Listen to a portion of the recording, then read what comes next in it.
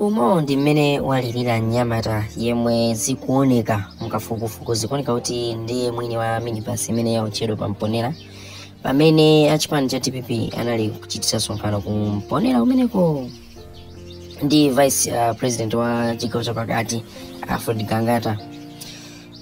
Zikumveka kuti anthu ena anapangira upo ndi kutchinga pa msewu Nyamata achipani chimenechi. Zikumveka kuti anaombera koma chenicheni cha nkhani siti kuzindikira kuti ndizoonadi kapena nzabodza zoti anaomberazo.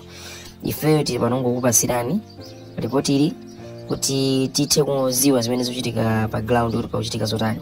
Komano mafunso nkumati kodi ndale zoterezi zipindulira ziko? Ndale za mmadera zipindulira anthu? Ndiye funso limene tili nalo, chifukwa mmene atukumukira apapa achisale zikuchita kuoneka kuti iwo moyo wawo wakhuzika ndipo akwiya kwambiri. Ndiye tili pa chiopsezo kwambiri fa pali madera ena ma primary sanaende bwino, kunali zochitika zambiri, ena kumenyana, ena kukapana, ena adulira mapazi kani ma primaries. Ndiye tateni tione video hii tione kuti tizifunse mafunso atatu, ndiye tione kuti kodi izi zipindulira ziko kapena ayi. Pano pamponera pamene minibus yathu yaomberedwa iwo anthu tikunena pano papereka mamilimo yayochedwa kuchita kuombera kumva saundi ya mfuti. Koma chonsecho ndinapereka ripoti ku polisi kuwauza kuti tili mu ataki. Palibe chilichonse chimene apanga apolisi. Endi ngati akundikana anene kuti sindinapase ripoti. Nanenso ndili panonso, nanenso ndaombanso kuti ndapulumutsa anthuwa. Ndachita kuonoka zipolopolo zanga kuti ndipulumutse anthuwa. Zinthu zompesa chisoni kwambiri. Anyamata MCP, this is bad. Endi ndilokwiya, ndilopumudwa. Dziko silimenda choncho yayi. Basi aomberedwa. Mwamwayi anthu apulumuka. Ambuye akudalitseni. Akudalitseni ambuye. Endi ndilokwiya ndisakunamizeni. Endi kondo mukiputayi simuyimaliza. Ndikondo mkelezona. Zomwe kwambiri.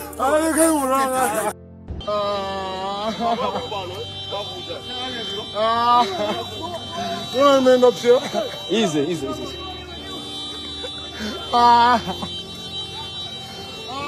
Mongari manena, pandi pamponera, gari moto, ayo champonera ayo mbera.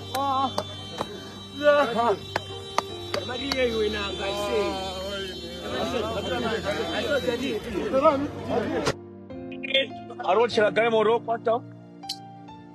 Gari moto. Mbela gari moto, ayocha, para pamponera.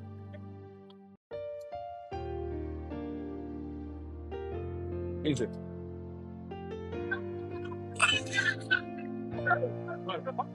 Gari moto ayocha, pamponera. Dinanena MCP.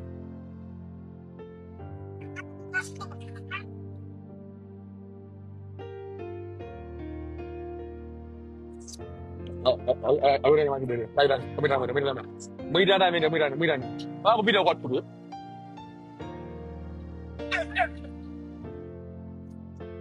Anya bana kwa yeye.